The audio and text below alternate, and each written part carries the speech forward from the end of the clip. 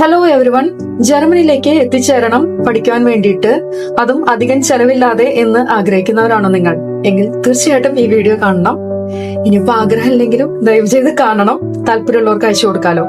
ഞാൻ അങ്ങനെ ഒരു വീഡിയോ ചെയ്യാൻ കാരണം, ഞാൻ എന്റെ ഇൻട്രൊഡക്ഷൻ വീഡിയോ ചെയ്തപ്പോ എങ്ങനെയാണ് ജർമ്മനിയിലേക്ക് എത്തിച്ചേർന്നത്, എന്തെങ്കിലും ഈസി ആയിട്ടുള്ള ഓപ്ഷൻസ് ഉണ്ടോ എന്നൊന്നും ആരും ചോദിച്ചില്ല കമന്റ് ബോക്സിലൊന്നും. പക്ഷെ പേഴ്സണലായിട്ട് ഒരാൾ ചോദിച്ചു.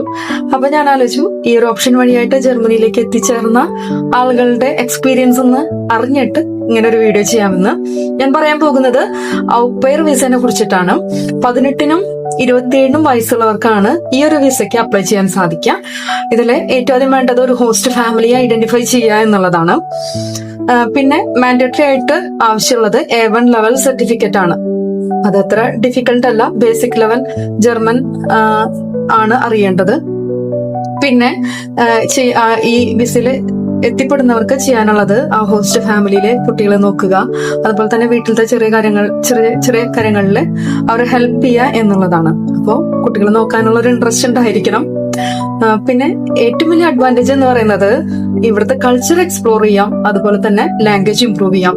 കാരണം ലാംഗ്വേജിന് വേണ്ടിയിട്ടുള്ള കാര്യങ്ങളൊക്കെ ഹോസ്റ്റ് ഫാമിലി തന്നെയാണ് പ്രൊവൈഡ് ചെയ്യുക, ഫ്രീ ആയിട്ട് തന്നെ. ഫ്രീ അക്കോമഡേഷൻ, ഫ്രീ ഫുഡ്, അതുപോലെ തന്നെ ഇൻഷുറൻസ്, ടിക്കറ്റ്, എല്ലാ കാര്യങ്ങളും ഹോസ്റ്റ് ഫാമിലി തന്നെയാണ് നോക്കാം.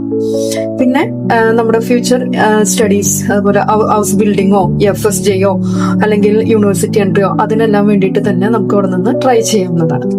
അപ്പൊ ഇതൊരു നല്ലൊരു ഓപ്ഷനാണ് ജർമ്മനിയിലേക്ക് വരാൻ ആഗ്രഹിക്കുന്നവർക്ക്. എന്തെങ്കിലും ഡൗട്ട് ഉണ്ടെങ്കിൽ ചോദിക്കാം. തീർച്ചയായിട്ടും ഞാൻ അന്വേഷിച്ച് പിടിച്ച് വീഡിയോസ് ചെയ്യുന്നതാണ്. വരുന്ന വീഡിയോസിൽ കാണാം. ചൂസ്.